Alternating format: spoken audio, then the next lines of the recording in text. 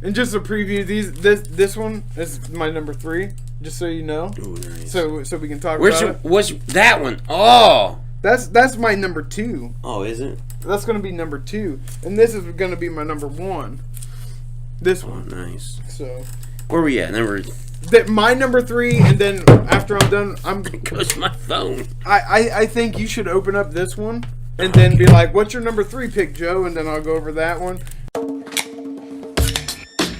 Hey, this is Joe and Tom from Drunkards of the Sun. Another funky funk, drunk episode coming to you, courtesy of Drunkards of the Sun. Anything your life's work could have been ahead of you. Tom and Joe from Drunkards of the Sun. Join us every week on YouTube, Instagram, Facebook, and Spotify. Yeah. Podcast that's about anything and everything under the sun. Check it out. Joe's drunk. Yeah, we both are fucking drunk. Stop it. Hey, what up, y'all? This is Drunk of the Sun with Joe and Tom. Guess what? We're back with another funky funk, drunk. Yeah. And we left you off last time with some of our only half of our top favorites of comics that we own. These ain't comics that we know of. These are comics that we own. So in order to physically own a copy, you probably read it more than once. Oh, yeah. And that's what we doing with these comics. Oh, yeah. So tonight, I know I dropped off my top 3 last week. I think now Joe needs to do his top. I need to start at 3. Start at 3 and finish his last. And I will end my last 2. And we will finish it off with the second half of our favorite comics that we have. And remember, it's part of our 2-year, 100 episode extravaganza. And with that, my number 3 comic is my very first X-Men comic that I ever owned.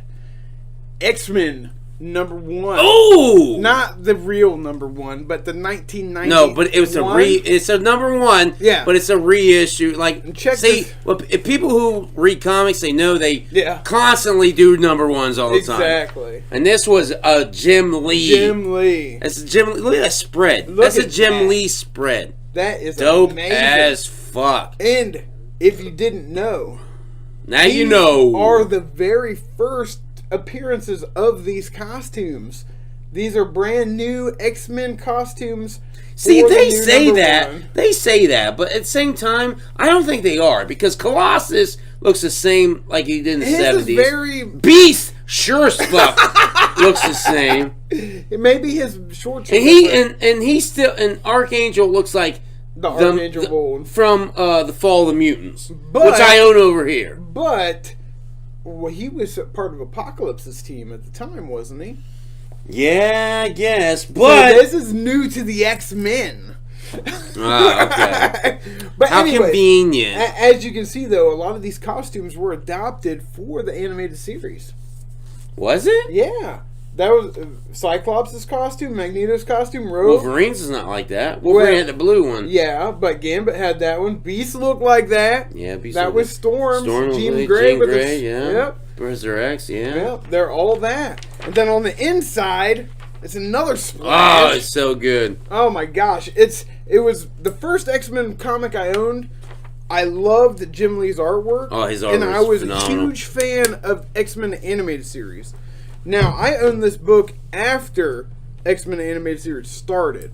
So I saw this and I was like, holy shit, I want that. Turned out to be a great book. Very classic X-Men versus Magneto. Has a lot of splash pages like this in it.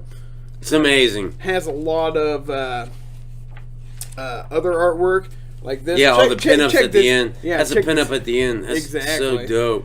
The old school costumes and shit. But anyways, this is a reboot, kind of the X-Men versus Magneto. Very classic. Has Danger Room sequences. Has X-Men versus Magneto. Has these awesome... Check out this villain artwork here. Oh, that's the shit. That is nice. That is a nice spread Sabretooth. That's an old school Sabretooth costume, too. Yeah. That's an older school one. But some of these are newer stuff. I mean, Magneto looks current and Juggernaut, but... It's tight. It was. You got Dark Phoenix in the corner. Yeah. It's tight. But yeah, it's got a lot of classic clashes with Magneto, and they revisit some of Magneto's past things. And it all builds up to the destruction of Asteroid M in the first 4 comics. If you didn't know what Asteroid M is, it's Magneto's sanctuary in space. Asteroid Magneto. And then they, yeah. Asteroid Magneto. Basically. But the government makes these Magneto protocols in the storyline, which result in the destruction of Asteroid M. And when that explodes, everybody thinks Magneto and the Alkalites are dead. You don't see them for a little bit. But they do spring up pretty easy. But anyways, this was number... Within like 3 issues. But this is my 3rd pick. I just love the artwork by Jim Lee. It's another author. We had him. The C name. Chris Claremont. Chris Claremont. Chris Claremont, yeah. Before he left, he had been writing X-Men comics since the 70s. And this was 1991, I believe. Yeah, that was a 90. Yeah. So, yeah. Great book. Check it out if you haven't read it. So, Tom, we're up to your number 2 pick. Well, now not in order. Not in order, but this is a number 2 pick. And this is one that I do enjoy. I have, I'm a sucker for crossovers. I just am. And I'm really a sucker when it's 2 different companies crossing over. Oh, shit. Companies even. Yes. Now, I have a few of these, but this one, I think, probably takes the cake because of who they are. Okay. Superman versus Spider-Man. Oh, shit.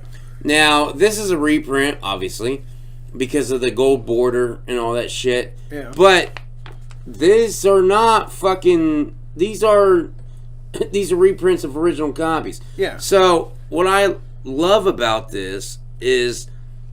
It's fucking Superman. It's 2 iconic characters. And Spider-Man. Like, you don't see Spider-Man. Like, I have another one where it's Hulk versus Batman. Oh, shit. Hulk versus Batman? Yeah, I got that one, too. Huh. Yeah, I own that, too. But, to me, this one's even more bizarre than that. I mean, and because Superman versus, like, Spider-Man? Like, yeah. Spider-Man at this time is a kid. You're right. And he's fighting Superman. Like... That's, you know what I mean? That's a pretty big deal. If you look at the artwork, you can tell what this is old era. Yeah. You know, it was originally published fucking way back in the day. And this, I love this scene right down here because, like, because what ends up happening is, I believe Lex Luthor makes some fucking mind fucking thing where, and it looks like Superman is the bad guy, but he really isn't. And Spider-Man comes to save him. Tries to. So they fight. Yeah. And you see here, fucking Spider-Man's punching Superman. And he does it in his stomach. And it doesn't do shit to Superman. And Superman's like, what is this? I think that is one of the dopest fucking... I just think that's so cool. But you see, he's just like, pow, pow, pow, pow, pow. And he's not doing nothing. He's like, what are you doing? And then at the end of the fucking panel on the next page, they're shaking hands. Oh, shit. They're shaking hands. So they team up. It's just a fucking, I just think it's really cool to see 2 guys pretty much with the same fucking colors, schematics, 2 different companies, same principle. That's the biggest thing I feel come together. Like. 2 companies. Superman versus Spider-Man. Wow. Who end up becoming Spider-Man and Superman, right? See, that's the thing. I didn't realize they did that before that amalgam. Yeah, this is way before that. Yeah, I can tell. Because this was originally, let me see. See, this issue was in 95. 95. Now, that's a reprint. And it's not telling me the exact day. Or the reprint. It should show the reprint title, but it's not. But it's a sweet. This was not artwork from the 90s. This is artwork from the 70s. Like, this is 70s, 80s, especially that 60s. back panel. This back panel, obviously, I would say 60s, 70s. Yeah, something. Easily. It's not from the 90s. So it's a reprint. What I have in my hand is a reprint, people. Yeah. Reprint! But it's fucking dope as fuck. Nice. That is a good choice, and I didn't know they crossed over that early. They did. That's wild. 2 companies doing that. Yeah, right. So I guess we're at my number 2. My number 2 kind of ties into but we're going to do a little bit later. Oh, man, it's so hard. This is so hard. Top 2, oh my god, because these are so good. Like, 2 huge events in Marvel Comics, to me anyways, happened. Alright, I'm going to go with this. Since we did no particular order, we're going to go with this one. X-Men number 25. Oh. Now, if you don't know what this is part of the Fatal Attraction series, which everybody seemed to not like. I don't know why. I thought it was dope as fuck. I did too. And what it was people older than us didn't like it. I thought it was cool. We thought it was cool. Because like, holy shit. There's some big events that I feel that people overlook that happened in this comic. But as part of the Fatal Attraction series, it was the 30th anniversary of Marvel Comics in 1993. This is X-Men 25, which follows my last pick. And what happens in this, if you don't know, is this is the very comic. Is that the one where Wolverine gets his adamantium? This is the one. The very one where his... Well, check out the cover first. Yeah, this cover is one of the sickest covers ever. You got a hologram right there. That hologram is so fucking dope, dude. Gambit throwing some cards, and then just the rest of it, like, now, see Xavier there. Like, that's a Kubert. That's Kubert, right? I believe Andy Kubert. Let's see. Let's take a look. I think it's one of the Kubert brothers, probably. Let me see. Or is it Jim Lee? Because they all look the same. Terry Stanley. Just say it right down there. I'm trying. Turn the page. No, let me. Yeah, take a look. You'll see it. You can tell us who it is. And maybe on the cover. It's having like 3 pages before we get to the title page. Oh shit! Still not seeing the title page. There we go. It took 7 fucking pages to get to the title page. Yeah, I was right. Andy Kubert. Nice. Fabian Nicieza is the writer on that one. I knew it was a Kubert brother. I told you. That is nice. Because Kuberts and Jim Lee look same, but different. They're very But similar. there's a couple differences. Yeah. You can see a little difference in. And you see Magneto just tearing up the X-Men here, just like, oh, it's amazing. Look at that artwork. Yeah. Look at that fucking artwork. That shit is amazing. It is great. But the events that happen in this comic book, all right, here's the start of it. This starts is dope as fuck. Wolverine going crazy. He goes apeshit, comes at Magneto. Where's it at? It's coming up. He slices him on through his armor. Here. Oh yeah, Magneto's right here. He's like, BAM! And Magneto's like, you son of a bitch. Yeah, but Magneto like says some some wise words. There's some great monologues in this one, both by Magneto and Xavier. But this next panel, boom! First huge event. Check it out. Wolverine getting his adamantium ripped from his body. I feel like you don't hear enough about this. I mean, this is huge. You never saw Wolverine in this position before, ever. And he's just getting handled by Magneto like, fuck you, yoink. Fun fact behind this event, it was a joke that came in Executioner's song before this. The writers and people were like, why don't you just have Magneto rip out Wolverine's adamantium? Never supposed to happen. But the next storyline it did. Right there. Oh, wow. So, that happens to the next event. Next page. Boom. Magneto gets his mind wiped by Xavier. Xavier finally's like, I can't do this. You've gone too far type shit. My dream... this is called Death of a Dream. And I feel it's more Death of Xavier's dream than anyone's. Because he wanted to he wanted the humans and mutants to get together with his friend Magneto. And in this moment, he's like, I see that can't happen. Magneto's too far to the other side. So he takes his whole fucking mind away. And you don't see Magneto for 4 years after this. He doesn't come back until 1997. Then this is 1993. And yet nobody gives a shit. Really? It took that long to come back? It took that long to come back. Wow. And nobody gives a shit. Nobody's like, oh, remember the time Magneto got his mind wiped by Xavier? I know, right. Like, everybody goes, Dark Phoenix. Exactly. They don't ever talk about this shit. And these are two huge events in one comic. And look at to me, the fucking cover is dope as fuck. Like, you got the hologram, you got the fucking artwork is amazing. There's so much emotion and drama and shit going on right here. Yeah. Like, look at this. Like, Xavier's like, fuck, no! And Magnus is like... He's like, ha, ha, ha! Fuck no one can stop me! Exactly. And Gambit's like, I will try to. And Jean's like, no, Professor, don't go. And Rogue's just like, oh, no, we gotta stop him. Quicksilver's like, what are we doing? But another thing about this whole thing is, I will get into that later because I'm going to touch on this again. It's a great story. I think it's a good story. I think it could have been, it's 6 books. It could have been 3, but this followed Executioner's Song. Which was a dope-ass series. I feel like it ties in well to that, and this should get more credit than what it's given. I think this is a great book. Check it out if you haven't read it. That's my number 2 pick. Is number 2. And I think I'm on what? My final one? Yeah, it'd be your final. So I'm gonna have my no particular order, but I am gonna throw out one of my runner-ups.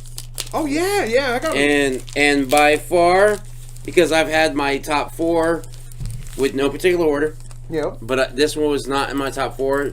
It should be, but it's not.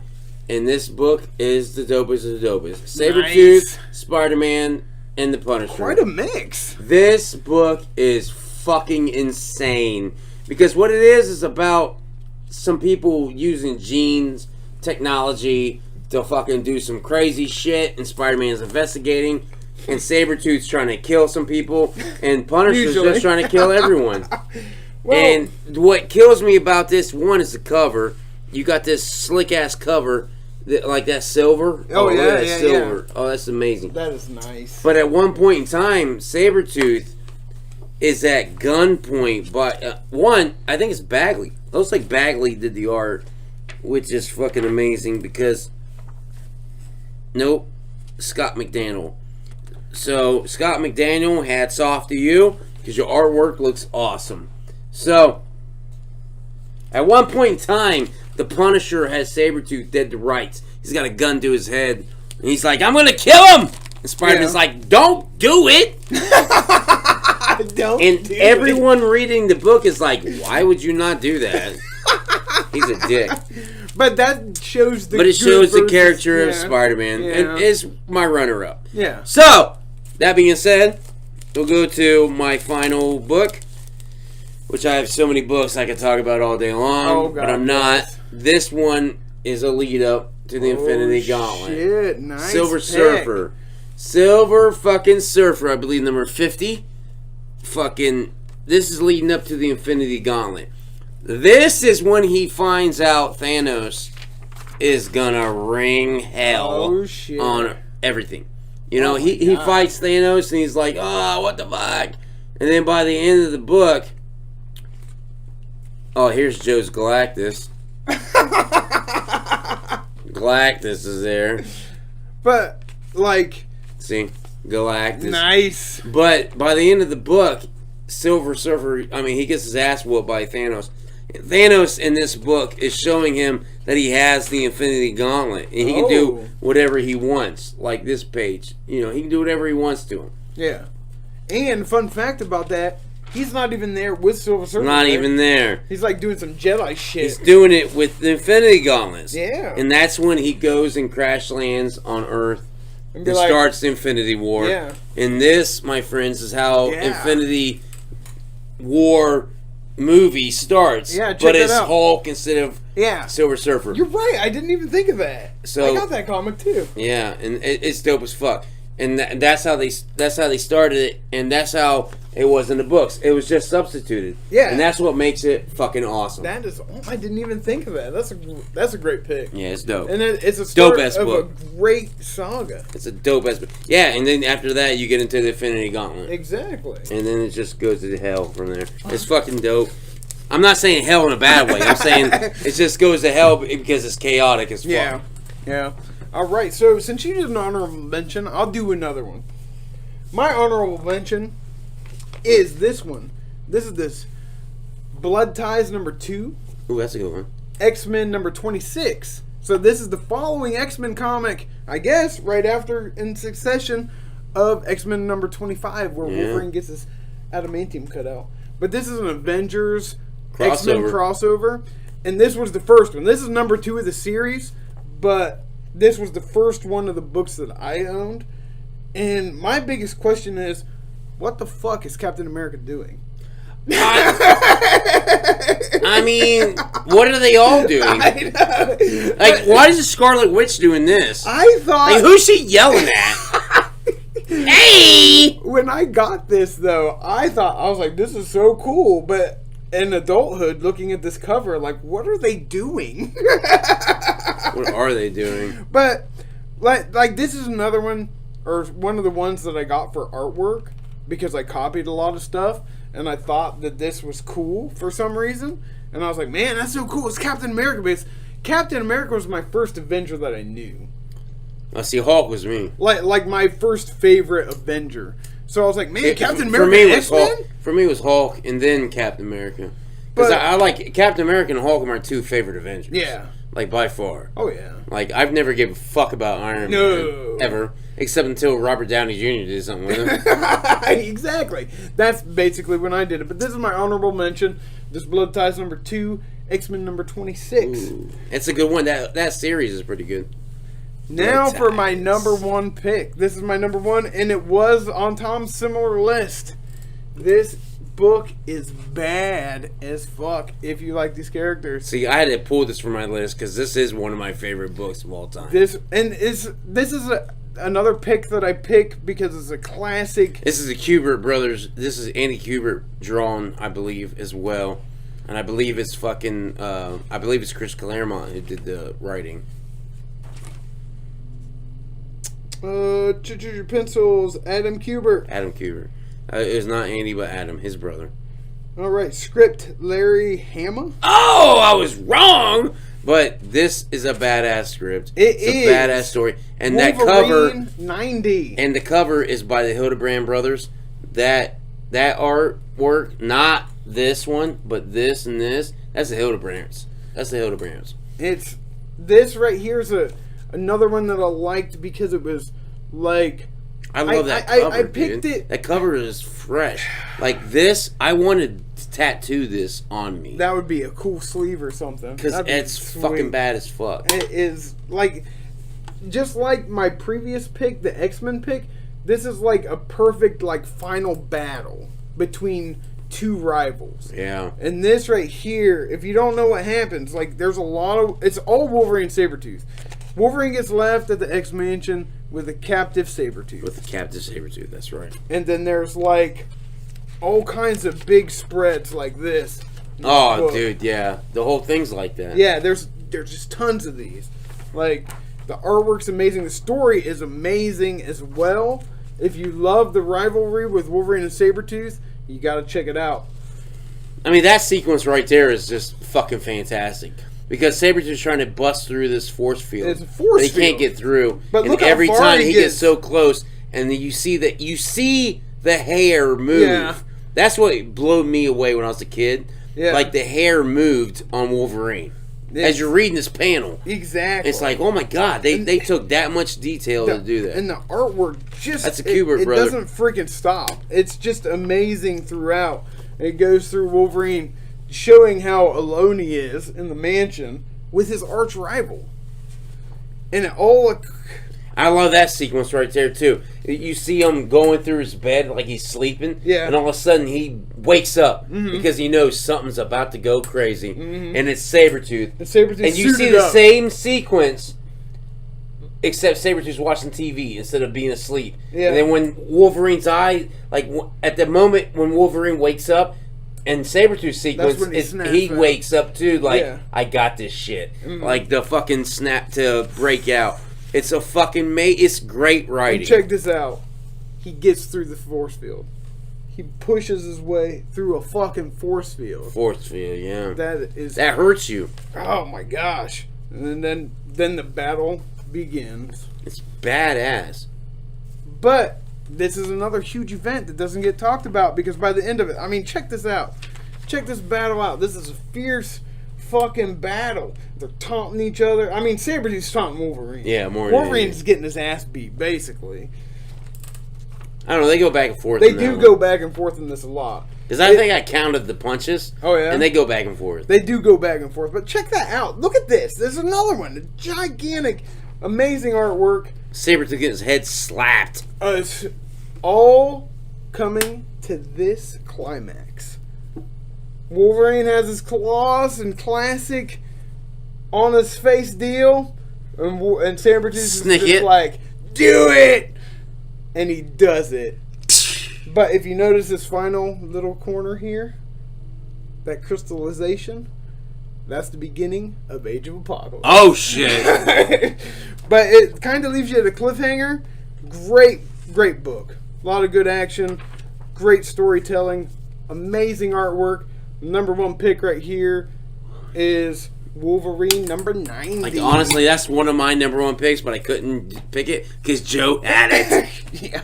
I actually have 2 copies of that book. That book is so good. And this one. But yeah, great book. Hope you enjoyed these 2. Our walk through our top our top comics. Hope you're enjoying this extravaganza. 2 years. 2 years. 100 episodes coming up. If this isn't, we're going strong. We're going strong. We're doing some stuff that we could have done a long time ago, but bringing it out now. Hope you enjoyed this episode, and we'll see you next time. Peace, y'all. See ya. Thanks for tuning in to Drunk of the Sun. This is Joe and Tom. Thanks for watching. Thanks to everybody. Like and subscribe. And thank you all for subscribing and liking. From Drunk on the Sun, the podcast about everything and anything under the sun.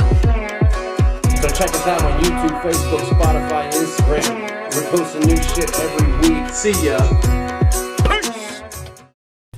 I'm like trying to turn them all the right way. I'm like, why am I going to mix them up for? Because you want to be organized, Tom. They're organized now. What? Okay. That one on top. Huh? What's that one on top? Wolverine Night of Terror. This comic book is bad as fuck. This is like a different world shit. Okay. So what it is Wolverine and Sabretooth's the villain. But they're knights. So Wolverine got transported to this fucking like night place. See, that's cool. Fucking like Beast is like a little fucking goblin. Who is this? Bishop maybe or Forge? Can't remember. Is like the sorcerer. It's like King Arthur shit. Huh. Because like they're knights and fucking queens and. Why's he got Batman ears? He's a knight. Okay. That's why, Joe. That's all I can explain. Is that where it comes from, the Dark Knight? That's where it comes from, the Dark Knight. Yeah. So the ears make him a knight. See, Sabretooth's badass, and it's just like, Wah! But yeah, but Wolverine, I don't know. He just got sent to this world, but I think it's all in his mind or some shit. They send him back, whatever. It's probably a dream. And everybody has like a counterpart, right? And then there's Xavier waking him up. Snick it. Like, it's a dope ass fucking comic. I saw it when it came out, and I was like, I didn't know if that was supposed to be Sabretooth because I saw his fucking teeth. Yeah, it's Sabretooth. Well, thank you for tuning in to Drunk in the Sun. That's like the music. Yeah. I need to take a piss.